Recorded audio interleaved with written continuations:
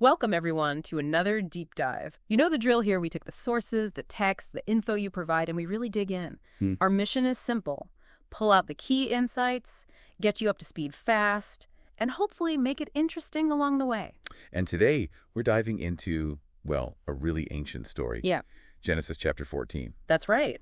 It's quite the narrative. You've got kings, battles, a pretty dramatic rescue, and then some encounters that honestly make you pause and think. Yeah, it really does. So get ready for a trip back.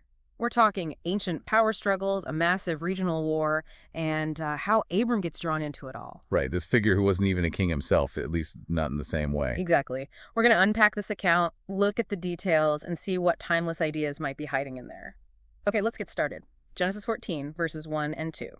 It kicks off by listing, quite a coalition of kings. You've got Amraphel of Shinar, Arioch of Elisar, Chedorlaomer of Elam, and Tidal, king of nations. That's one side. 4 of them. 4 kings. And they're making war against 5 others. Bera of Sodom, Bersha of Gomorrah, Shinab of Admah, Shemeber of Zeboim, and the king of Bela, or Zoar. So right away you notice that 4 against 5. Seems a bit uneven on paper, maybe? It does, yeah. What's the story behind this fight? Well, verses 3 and 4 gives the background. These 5 kings, the ones from the plain around the Salt Sea. The Vale of Siddim, it says. Exactly, which the text identifies as the Salt Sea. They had been under Chedorlaomer's thumb for 12 years. Paying tribute, basically. Yeah, serving him. But then in the 13th year, they decided they'd had enough. They rebelled. Ah, okay. So this war isn't just random. It's a reaction to this rebellion against a dominant power. Precisely. It really lays out the power dynamics of that time and place. This rebellion was the spark. So the rebellion happens. What's Chedorlaomer's move? Verses 5 to 7 describe his campaign, and it was quite a tour. It really is. They don't just march straight for Sodom and Gomorrah. No, it's like a whole regional sweep first. They hit the Rephaim, the Zuzim, the Emim, the Horites down in Mount Seir. All the way down there. Then they turn back, deal with the Amalekites, the Amorites. What does this tell us? Is this just about the 5 rebellious kings anymore? That's a great question. I think it tells us this was way bigger than just putting down that specific rebellion. Right. This looks like a major military operation. Chedorlaomer and his allies are, projecting power across the entire region. Securing their flanks, maybe, taking out potential allies of the rebel. Exactly. They're neutralizing threats, securing trade routes, maybe gathering resources before they even get to the main event in the Vale of Siddim. It's a show of force. Okay, so then we get the main battle. Verses 8 and 9, the 5 kings finally face off against the 4 in the Vale of Siddim. And here's where the landscape plays a crucial role. Verse 10. Yeah, this detail is fascinating. The Vale of Siddim was full of slime pits. Slime pits. Probably natural asphalt or tar pits. Right.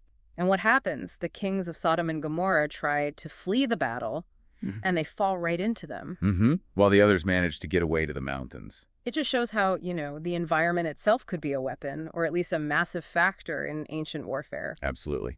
A tactical retreat turns into a disaster because of these, treacherous pits. Yeah. You can almost picture the chaos. Yeah, definitely not a good situation for them. And the result. Verses 11 and 12 are pretty clear. Total defeat for the 5 kings. The victors just sweep in. They take everything, all the goods of Sodom and Gomorrah and all their victuals, the text says. They plunder the cities completely. But then, here's the key part for our story. Right, verse 12. They also took Lot, who was Abram's nephew, living in Sodom at the time, took his possessions, and then they left. And that act, taking Lot, is what brings Abram into this whole conflict. How does he find out? Verse 13 says, one who had escaped brought the news to Abram the Hebrew. Okay, so word gets back to him. And it also mentions where Abram is living. Yeah, near Mamre the Amorite. And it points out Mamre and his brothers, Eshcol and Aner, were confederate with Abram. They were allies. So Abram isn't totally isolated. He has local allies. That's important context. Definitely. And it sets up Abram's response, which is just immediate and decisive. Verses 14 to 16, he hears Lot is captured, and he doesn't waste any time. No hesitation. He arms his own men, trained servants, born in his own house, and the number, 318.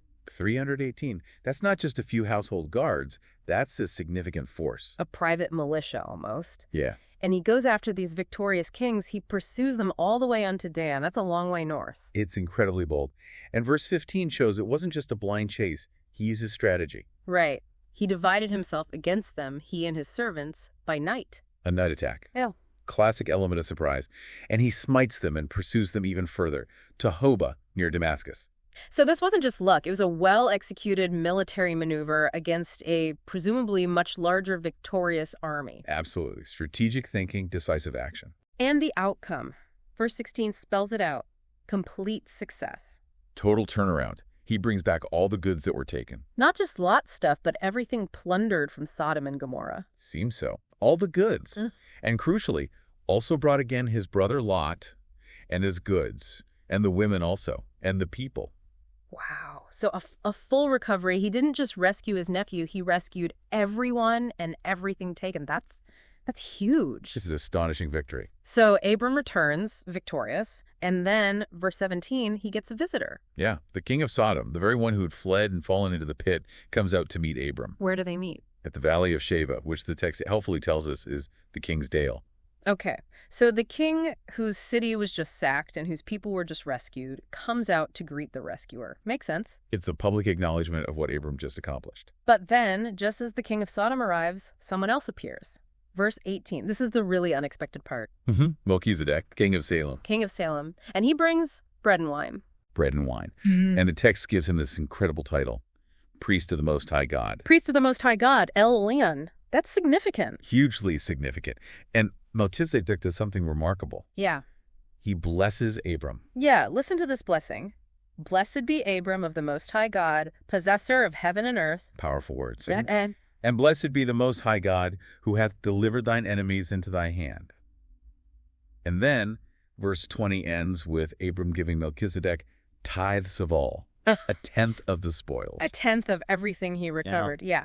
This whole encounter is just layered with meaning. You have this figure, Melchizedek, his name means king of righteousness, Salem means peace. Right. He is both a king and a priest, acknowledging a universal God, blessing Abram, and receiving a tithe. It's unlike anything else around it. It feels very different from the political maneuvering we've seen so far. Almost transcendent. That's a good word for it. It elevates the narrative beyond just the military victory. Okay, so after this profound moment with Melchizedek, we swing back to the king of Sodom. Verse 21. Right, he's still there. And he makes Abram an offer. What's the offer? Give me the persons, the people, and take the goods, the plunder for thyself. So basically, you rescued my people, keep the stuff as your reward. Seems like a fair offer, maybe, after such a victory. You might think so. But Abram's reaction in verses 22 and 23 is striking. What does he say? He refuses, flat out. He says he's lifted his hand, sworn an oath to the Lord, the Most High God, the possessor of heaven and earth. He uses that same title Melchizedek used. Exactly. He invokes that God. Yeah. And he swears that I will not take from a thread even to a shoe latchet, and that I will not take anything that is thine. Not even a shoelace. Why? He gives the reason. Lest thou shouldest say, I have made Abram rich. Ah. He doesn't want the king of Sodom, of all people, claiming credit for his prosperity. Precisely. He wants it absolutely clear that his success, his provision, comes from God, the Most High God he just acknowledged with Melchizedek, not from the wealth of Sodom. It's a powerful statement of faith and integrity. Especially right after being blessed by the priest of the Most High God. He attributes the victory and any resulting wealth solely to that source. Yeah, it really defines his character at this moment. But he's also fair. Right, that final verse, 24, he makes an exception. He says, look, the only thing I'll accept is what my young men have already eaten during the campaign. Okay, practical necessity. And the portion, due to his allies, Aner, Eshala, and Mamre, let them take their portion. So he holds to his principle for himself, but he makes sure his allies, who fought alongside him, get their fair share of the spoils. It shows his integrity runs both ways, refusing gain from a questionable source, but ensuring his confederates are properly compensated. Wow, what a chapter. Okay, before we wrap this up, maybe a good moment to just pause and reflect on all that. And hey, if you're finding this deep dive interesting, maybe let us know in the comments what stands out to you. Or give us a like. It helps others find these discussions. Yeah, we appreciate you joining in. All right, so let's try and summarize this whirlwind journey through Genesis 14 in about a minute. Okay. We started with this big regional conflict, 4 kings versus 5, triggered by rebellion. Right, leading to a major battle in the Vale of Siddim with those treacherous slime pits. The 5 kings are defeated, Sodom and Gomorrah are plundered, and importantly, Abram's nephew Lot is captured. which pulls Abram into action. He mounts this incredible strategic rescue mission with his 318 men. Night attack, total victory, recovers everything and everyone. Then the aftermath. The king of Sodom comes out to meet him. But more significantly, this mysterious figure, Melchizedek, appears. King of Salem, priest of the Most High God. He blesses Abram. Abram gives him tithes. A really profound spiritual moment. And immediately after that, Abram flatly refuses any reward from the king of Sodom. Doesn't want anyone but God getting the credit for his success, though he makes sure his allies get their share. So you see Abram's military skill, his leadership, his deep faith, and his striking integrity all come through in this one chapter. A lot packed in there. Definitely. And maybe a final thought to leave you with. Think about that contrast. Abram receives a blessing and bread and wine from Melchizedek, representing perhaps divine provision and peace. Then he immediately refuses material wealth offered by the king of Sodom. Yeah. What does that sequence, that deliberate refusal right after the blessing, tell us about Abram's understanding of what true wealth really is and where it comes from? How might we think about that today? Something to definitely chew on. Thank you for exploring that with us. Always a pleasure. And thanks to all of you for joining this deep dive. We hope it gave you some fresh insights into this ancient text. If you enjoyed it, please do like, share it with others, and subscribe for more discussions like this. We'll see you next time.